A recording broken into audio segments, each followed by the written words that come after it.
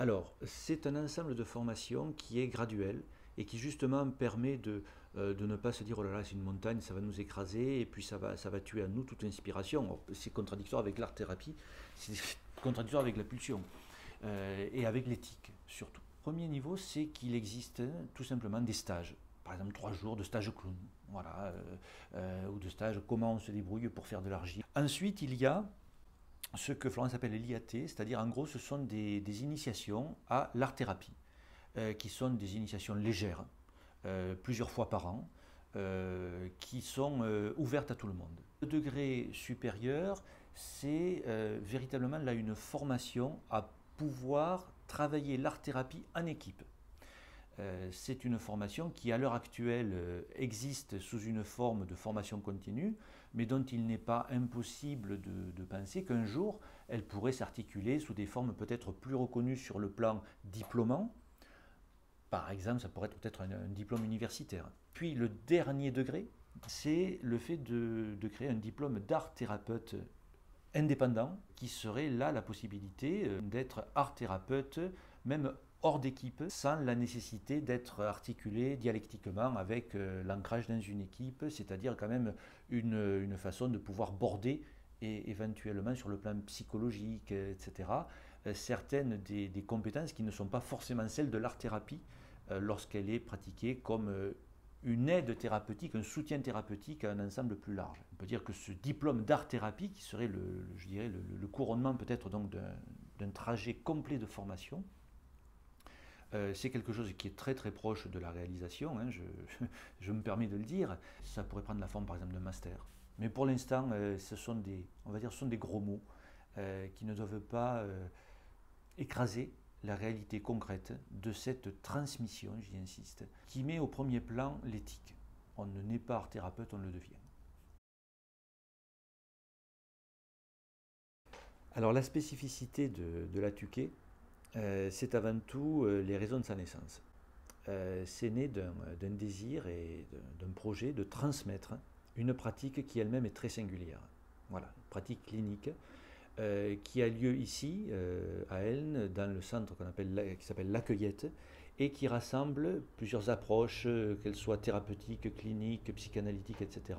Art thérapeutique se mettent en place. Florence Fabre désire intégrer la dimension de la transmission, et non pas de la formation au sens de conformation, dans cette vie, sachant qu'il n'y a de véritables pratiques qui ne s'analysent elles-mêmes, et s'analyser, c'est essayer de devenir chaque fois moins pathogène.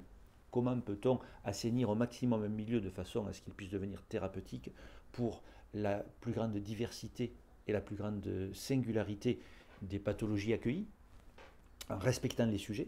Et la question de Florence, c'est comment avoir un organisme de transmission qui soit éthiquement et théoriquement à la hauteur d'une telle exigence. Cette exigence-là, donc, elle la met en place avec la TUC. Donc la TUC, l'Accueillette, tout ça fait partie de Art Émotion. Cette singularité, c'est donc une fidélité éthique, et c'est également une fidélité, on va dire, théorique et clinique, qui est triple. Premièrement, à l'art-thérapie, telle que Florence la revendique, à savoir un ancrage dans l'enseignement que donne Laura Grignoli en Italie, et plus généralement une conception de l'art-thérapie et de sa transmission qui passe par l'expérience du corps, du lieu. C'est pas quelque chose hors sol, l'art-thérapie, et c'est pas non plus quelque chose qu'on délivre comme un diplôme qu'on pourrait apprendre de façon purement intellectuelle. La pensée est corps, le penser est intégralement et immédiatement geste, corps, lieu, ambiance, comme on dirait dans une certaine phénoménologie psychiatrique, et c'est tout cela qui est fondamental dans l'ancrage dans un ici et maintenant de la transmission, qui n'empêche pas aussi un ailleurs, un avant, un après, mais qui n'est pas quelque chose de cette sorte de dématérialisation qu'on voit un peu trop fleurir. Cela est renforcé par une autre rencontre décisive pour Florence Fabre et tous les compagnons et les compagnonnes autour, c'est la rencontre avec la psychothérapie institutionnelle.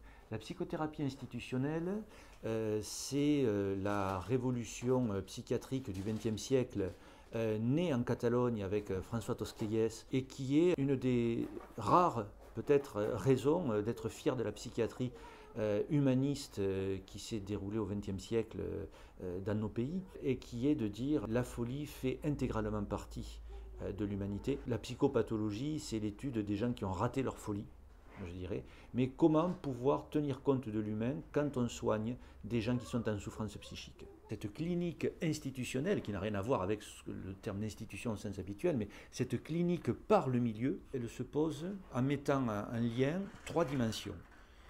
Le matérialisme, l'inspiration marxienne, révolutionnaire, de gens comme Tosquelles, j'ai cité Tosquelles, Jean Houry, Horace Torrubia, énormément de gens autour de ça. Il y a également la psychanalyse freudienne, lacanienne, mais très ouverte, l'école clanienne, etc. Ce sont des choses très fondamentales pour eux.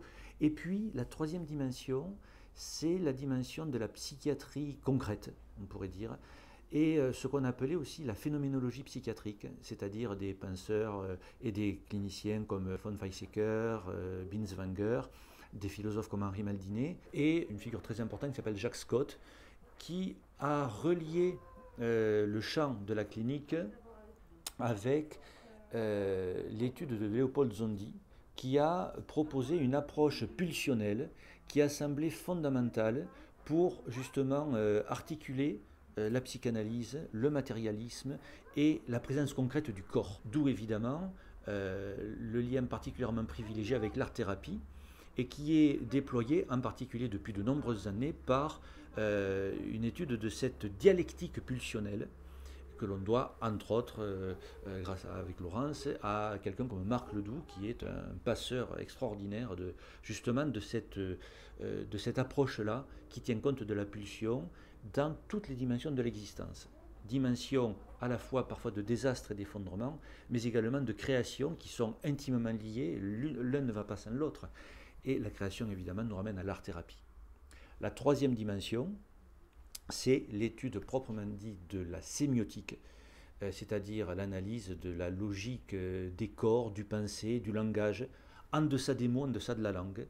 Et cette dimension-là, c'est quelque chose de plus, je dirais, peut-être de plus abstrait, mais qui est tout aussi important, mais dont je parlerai peut-être dans la partie propre à la sémiotique.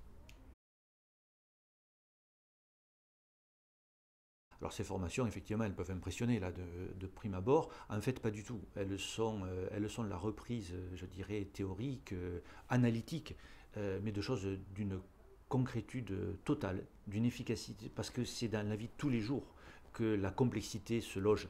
Voilà, la théorie n'invente pas la complexité, elle ne la plaque pas sur la réalité, elle essaie de l'en dégager. Donc c'est une formation qui s'adresse à absolument tous les gens qui travaillent avec des humains, avec de l'humanité. Et même au-delà des gens, ça peut être aussi avec des animaux, ça peut être avec du concret. Essentiellement, ce sont bien sûr des gens qui travaillent dans le médico-social, mais également donc des travailleurs sociaux, des enseignants, des psychothérapeutes, des psychiatres, des artistes. Et je dirais plus généralement, encore une fois j'insiste, toutes les personnes qui pensent que le travail et la vie concrète s'organisent en tenant compte du désir et de la singularité de chacun ou de chacune des personnes, des praticiens, des praticiennes qui sont là à essayer de construire ensemble un monde qui soit plus vivant à la fin de la journée, plus humain, plus éthique, plus large, qui fasse plus de sens qu'au début de la journée. Ce peut être des personnes particulières, peut être des équipes qui se forment dans le cadre de la formation continue. Ça peut être également, pourquoi pas, une formation initiale, quelque chose, ça peut être un parcours de vie. Bien des gens sont venus ici d'abord en souffrance et sont ensuite non pas sortis mais restés parce que désormais elles travaillent et elles produisent, elles font partie de la production de la valeur rare de ce lieu.